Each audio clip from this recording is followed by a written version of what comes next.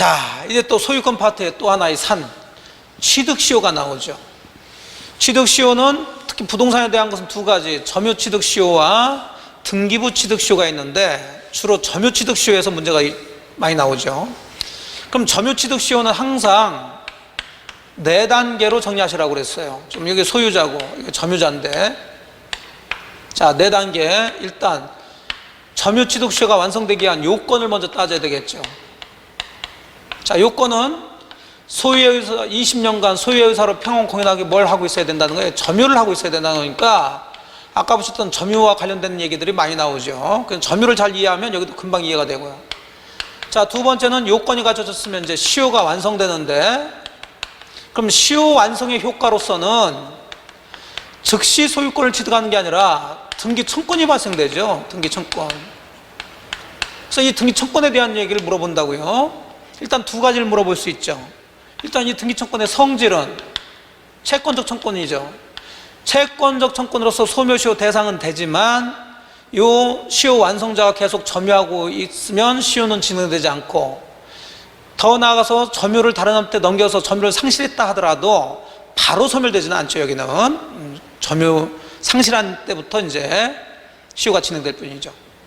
자, 일단 37번 문제는 이 두 가지를 가지고 지문화했어요. 문제화했습니다. 너무 양이 많았기 때문에 자, 쪼개서 이제 정리하는 거죠. 이제 정리하는 의미니까 요건과 완성의 효과에 대한 얘기. 자, 들어가 보죠.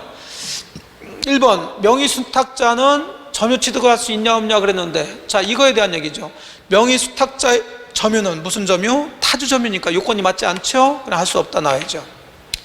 두 번째, 취득시효 기간 계산에 있어. 자, 이제 20년이라는 기산점 얘기죠. 자, 기산점은 원칙적으로 점유 개시한 때죠. 그 문제는 이제 요 사람이 점유하는 중에 소유 등기 명인, 즉 소유자 변경이 있냐 없냐에 따라서 다른데, 등기 명인 변경이 없을 경우에는 굳이 꼭 점유 개시 시점을 잡을 건 없고 임의적으로 선택할 수가 있더라, 그런 얘기죠. 근데 등기 명인 변경이 있을 때 임의적으로 선택한다 그러면 틀린 얘기가 되는 거예요. 자, 변경이 없으니까 임의적으로 선택 가능하죠. 자, 3번은 시효 취득자가 제3자에게 목적물을 처분해서 점유를 상실했다 해도, 자, 이를 시효 이 포기로 볼 수 없으면 그 소유권 이전 등기 청권. 자, 이제 등기 청권 얘기네요. 자, 바로 소멸하지는 않는다. 쉬운 판례고요. 4번, 취득 시효 진행 중 토지 소유자가 그 토지를 제3자에게 양도했다. 자, 요거 이제 시효 완성해서 완성의 효과를 누구한테 주장하냐, 즉 등기 청권의 상대방에 대한 얘기죠.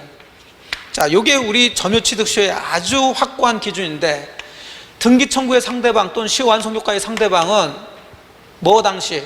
시효 완성 당시 진정한 소유자여야 된다. 얘한테 등기를 청구하라는 거죠. 시효 주장하라는 거예요. 자, 그럼 이게 시효 완성 당시 이게 이제 문제가 되는데, 그렇다면 시효 완성 전에는 소유자가 다른 사람한테 팔아서 넘겼다 하더라도, 자, 취득시효하고는 아무 관계없이 취득시효는 중단되지 않죠? 그럼 당연히 그대로 해가지고 시효가 완성됐으면, 자, 이 시효 완성 전에 그 토지를 양수한 사람이 시효 완성 당시에 소유자가 될 테니까, 그럼 시효 완성 이후에 시효 완성자는 완성 전에 소유권 이전받은 양수인에 대해서도 시효 주장할 수 있다라고 해줘야 되겠죠. 자, 근데 여기는 진행 중, 그 얘기는 완성 전이죠. 그 토지를 제3자에게 양도한 경우 그 시효 완성한 토지 점유자는 양수인에게 주장할 수 없다고 틀렸죠. 4번 틀렸어요. 그러니까 왜 저런 게 나오냐면, 이제 시효 완성 이후에 양수한 사람한테는 주장할 수가 없죠.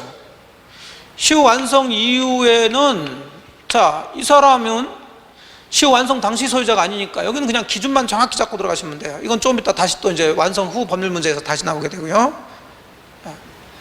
자, 5번, 또 등기 청구의 상대방은 시효 완성 당시도 중요하지만 진정한 소유자여야 된다는, 진정한 소유, 진짜 소유자여야 되지. 그러니까 완성 당시에 소유권 등기가 무효가 됐다면, 자, 그 등기 명의인은 진정한 소유자가 아니니까 등기 청구의 상대방이 될 수 없다, 이렇게 나와야죠. 그래서 4번이 틀린 걸로 정답이 돼요. 자, 점유취득시효 4단계 중에 2단계를 자, 문제를 통해서 정리해 봤어요. 그 다음 단계가 가장 이제 복잡한 얘기죠. 완성 후 법률관계. 자, 이제 요건이 다 갖춰져 가지고 완성이 됐어요. 그럼 완성됐으면 시효 완성자는 이 시효 완성 당시 소유자한테 등기해달라는 권리가 발생할 거고, 자, 원 소유자는 시효 완성자한테 등기해줄 의무가 발생하는데, 현실적으로 원 소유자가 시효 완성자한테 등기 안 해줄 거란 얘기죠. 그래서 이제 별별 짓을 다 한다고 그랬어요. 이걸 시효 완성 후 법률 문제라고 그래요, 이제. 자, 그러면 뭐 이것도 간단하게 이제 정리를 먼저 하고서 들어가 볼까요? 자, 시효 완성 후 법률 관계. 자, 첫째로 그러면은 갑과 을 간의 관계부터 먼저 따져보면, 법적으로는 갑이 소유자지만 얘는 시효만 완성됐지 등기가 안 됐으니까, 하지만 소유권 가지고 을한테는 주장할 수 없다는 거예요. 즉 토지 내놔라, 부당이득 반환 청구, 손해배상 청구 아무것도 할 수가 없죠. 둘이 계약상의 채권 채무 관계가 발생한 건 더더욱 아니고요. 법률 규정에 의해서 발생한 거고요. 문제는 괄호 2번에 이 원 소유자가 시효 완성 이후에 자, 이 부동산을 다른 사람한테 처분을 해버렸을 때, 그랬을 때 기본적으로 이 시효 완성자는 그 시효 완성 이후에 양수한 사람한테 대항할 수 있냐 없냐 얘기인데, 아까 보셨죠? 얘는 시효 완성 당시 소유자 아니고 오히려 갑이 시효 완성 당시 소유자죠. 근데 얘는 이제 등기가 없으니까 등기해 줄 수가 없고요, 현실적으로. 자, 이쪽으로 들어왔다 그러면 얘는 시효 완성 당시 소유자는 아니니까, 을이라는 사람은 시효는 완성했다 하더라도 시효를 가지고 병한테는 대항 주장할 수가 없게 돼서 결국은 얘는 토지 소유권 취득할 수가 없게 되는 일이 벌어지죠. 그 이유가 바로 요 기준 때문에 그래요, 요 기준은. 그래서 기준을 확고하게 잡으면 돼요. 자, 그래서 괄호 2번에 시효 완성 후 소유자가 제3자한테 처분하는 경우, 일단 시효 완성자는 제3자에 대해서 얘가 선이든 악이든 상관없이 시효 취득으로 대항할 수가 없죠. 그래서 그 기본 구조가 이중매매 논리를 여기에 적용하는 거예요. 기준은 여기 이렇게 잡으시고, 즉 갑은 을한테 이전 등기 해줄 의무 있는 사람이 병한테 팔아서 넘겼으니까 이중매매하고 똑같게 되죠. 그럼 아까 보신 것처럼 병이 알든 모르든 소유권 취득하는데 적극 가담하게 되면 계약은 반사회적 행위로 무효가 되는 거겠죠. 그렇다면 을은 병의 등기를 직접 말소 청구는 할 수는 없지만 갑을 대회해서 말소 청구 들어갈 수 있다. 그냥 이중매매 얘기하고 똑같이 들어가면 돼요. 얘가 제1매수인 입장이 되시면 되는 거죠. 그게 동그라미 2번이에요. 다만 제3자가 배임행위에 적극 가담했다면 반사회적 질서 행위로서 무효가 된다는 거죠. 자, 그러면 완성 후에 다른 사람한테 이전 등기를 해버렸으면 이제 시효 완성한 사람은 양수인한테는 대항 못하고 시효 완성 당시인 갑한테 등기해달라는 등기 청구권이 있는데 현실적으로 등기를 할 수가 없으니 얘는 시효만 완성됐지 이제 토지는 소유권 취득할 수가 없다는 거죠. 그러면 결국 을은 갑에 대해서 뭔가 손해배상 청구를 들어가줘야 되겠죠. 그러면 이 손해배상의 근거가 되는 게 채무불이행이냐 불법행위냐, 이게 문제가 되는데, 채무불이행은 있을 수가 없죠. 계약을 한 게 아니니까 불법행위 책임을 지게 되죠. 자, 알고 처분했으면 불법행위 책임, 대상 청구도 가능하고요. 그 다음에 4번, 5번 뭐 다 잘 아신 것처럼 이제 요 뼈대에 살을 살짝 붙이면 되죠. 다른 사람한테 시효 완성 이후에 소유권 이전가 됐으면은 원래 시효 완성자는 그 양수인한테 대항할 수 없는데, 그럼 얘는 완벽하게 소유권 취득했으니까 소유권 주장해서 토지 달라고 그래야 되는데 그런 걸 하지 않고 계속 점유를 의뢰하고 있더라는 거죠. 그래서 얘한테 이전 등기 된 시점부터 다시 1년, 2년, 3년 쭉 지나서 20년 지났으면 자, 2차 취득 시효 또 완성됐죠. 병한테 주장할 수 있고요. 또 병한테 이전 등기 됐다고 해서 갑에 대한 등기 청구권까지 없어진 건 아니니까 나중에 잠시 갔다가 다시 갑으로 회복이 된다면 자, 을은 갑에 대해서 원소유자에 대해서 등기해 달라고 청구할 수가 있죠. 5번. 자, 괄호 3번은 이제 소유권이 넘어간 게 아니라 점유를 넘겼어요. 시효 완성 이후에. 이건 물어볼 게 하나밖에 없죠. 그러면 전 시효 완성자의 점유를 승계받은 사람은 전 점유자의 시효 완성 효과를 주장하면서 직접 자기한테 이전 등기해 달라고 청구할 수 있냐, 그런데 그것은 할 수가 없다. 점유를 승계한 현 점유자는 전 점유자 취득시효 완성 효과를 주장해서 직접 자기한테 이전 등기 청구할 권한은 없더라. 자, 시효 완성 이후에 또 문제 중에 시효 완성한 사람이 꼭 굳이 등기해서 그 토지 소유권 취득해야 되냐? 그건 아니죠. 나 안 하겠다 포기할 수가 있는데, 자, 포기도 의사표시니까 누구한테 해야 된다? 시효 완성 당시 진정한 소유자한테 해줘야 돼요. 자, 보시고 그 다음에 판례 2개 중에 자, 어떤 행동을 했을 때 이걸 시효익 포기로 보냐 그럴 수 없냐 그건데, 얘가 시효 완성됐으니까 갑한테 등기해달라고 하니까 갑이 안 해주니까 소송 제기했다가 한참 싸우다가 이 사람이 뭐 비용도 많이 들고 하니까 갑의 소유권을 인정하면서 나 소 취하하겠다. 자, 취하는 포기하겠다는 얘기죠. 그럼 시효 이 포기로 보는 거죠.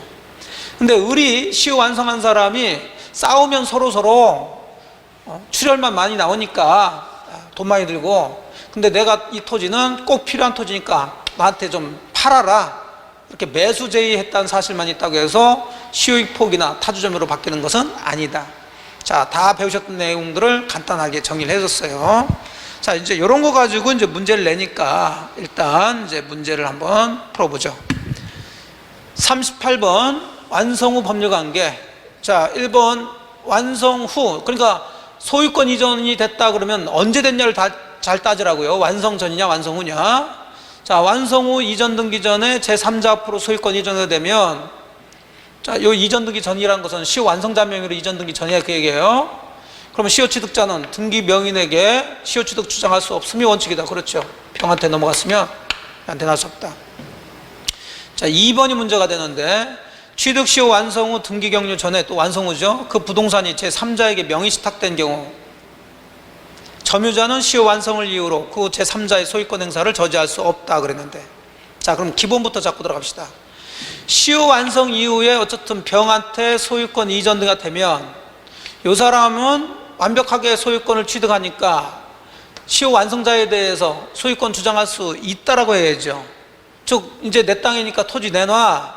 즉 을은 병에 대해서는 대항할 수가 없다 이렇게 들어가는 거죠. 누굴 주어로 잡냐에 따라서.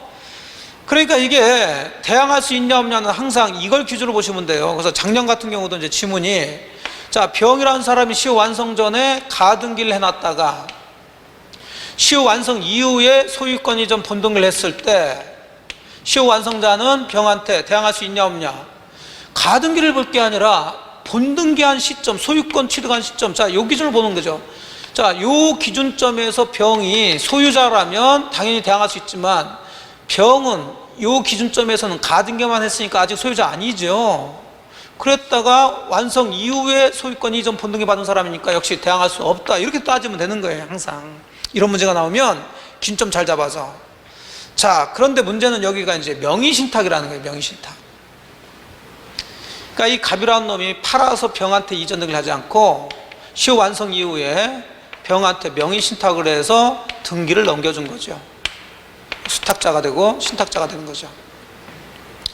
자, 이랬을 때 그럼 이 사람도 소유권 취득한 것으로서 을한테 내가 소유자니까 토지 내놔라 그랬을 때 을은 시효 완성을 가지고 이 소유권 행사를 저지할 수 있냐 없냐, 즉 대항할 수 있냐 없냐 이 문제죠. 자, 여기까지 이해되셨죠? 그러면 그냥 형식 논리적으로 보게 되면 시효 완성 이후에 소유권 이전 받은 사람이고 이건 명의신탁이면 외부관계에서는 소유권 넘어간 걸로 보니까 얘한테는 대항할 수 없다라고 해줘야 되는데, 즉 저지할 수 없다라고 해줘야 되는데, 우리 판례는 명의신탁으로 넘겼다는 것은 네가 지금 안 뺏기려고 이걸 악용했다고 보는 거죠. 왜 그러냐면 팔아서 소유권 이전 등을 해줬다면 완벽하게 소유권이 병한테 넘어갔으니까 이제 얘가 소유권 취득해서 얘한테 행사하면 얘는 대항 못한다 이래 들었는데, 명의신탁은 언제든지 명의신탁자가 계약을 해지해서 다시 찾아올 수 있는 거죠. 그러니까 얘가 시효 완성해서 등기해달라고 그러니까 이걸 피하기 위해서 요 기준점을 이용해 가지고 명의신탁을 이유로 소유권 이전 등기했다가 얘가 포기하게 되면은 다시 해지해서 다시 소유권 가져오려고, 이런 의도로 지금 네가 명의신탁했다고 보는 거죠. 이해되셨나요? 예. 그래서 이런 경우는 이 사람은 완벽한 소유권 취득할 수 없기 때문에 지가 소유자라고 소유권 행사하게 되면 시효 완성자는 웃기는 소리 하지 마라 하면서 이 소유권 행사를 저지할 수 있다, 대항할 수 있다 이렇게 들어가는 거예요. 조금 어려운 판례지만 한번 잡아봅니다. 그래서 2번 틀린 얘기가 돼요. 저지할 수 있습니다. 대항할 수 있어요. 자, 3번은 등기부상 소유 명의자가 취득시효 사실을 알면서도 처분했네요. 그럼 무슨 책임? 불법행위 책임져야 되고요. 자, 4번도 시효 완성자가 시효 취득 완성 후 원소유자에 의해서 설정된 근저당권의 피담보 채무를 변제한 경우 원소유자에게 구상권 행사할 수 있냐 없냐 그 얘기인데, 자, 이 논리 구조는 비슷해요. 결국 시효가 완성되고 아직 시효 완성자 명의로 등기가 되지 않은 상태에서는 어쨌든 법적인 소유자는 갑이란 말이에요. 다만 이 갑은 소유권 가지고 시효 완성자한테는 주장할 수 없지만 다른 사람한테는 적법하게 주장 행사할 수 있어. 그래서 팔아서 넘겨도 정상이란 얘기예요. 근데 지금은 갑이 병한테 시효 완성 이후에 팔아서 넘긴 게 아니라 돈을 빌리고 여기에 근저당권 등기를 해줬다는 거죠. 그러면 자, 갑은 계속 소유권 등기가 돼 있고요, 병 명의로 저 토지에 근저당권 등기가 돼 있는데 이건 시효 완성 이후에 들어왔으니까 이건 유효가 된다는 거예요. 이해되셨죠? 그런 논리이기 때문에 그럼 어쨌든 간에 얘가 소유자로 계속 등기가 됐으니까 소송을 하든 뭐 하든 나중에 이전 등기해서 지가 소유권 취득하게 되면 이 근저당권도 따라간단 말이에요. 그럼 결국 이 근저당권은 시효 완성자가 부담을 가질 등기이기 때문에 얘가 이걸 갚아가지고 없앴다고 요 원소유자한테 그만큼 돈 내놔라 구상권이나 부당이득 반환 청구할 수는 없다라고 판결 내리고 있어요. 자, 이해되셨죠? 4번도 좀 깊이 들어간 판례니까 체크하시고. 자, 5번 원시취득 맞죠? 그래서 틀린 것은 2번이 됩니다.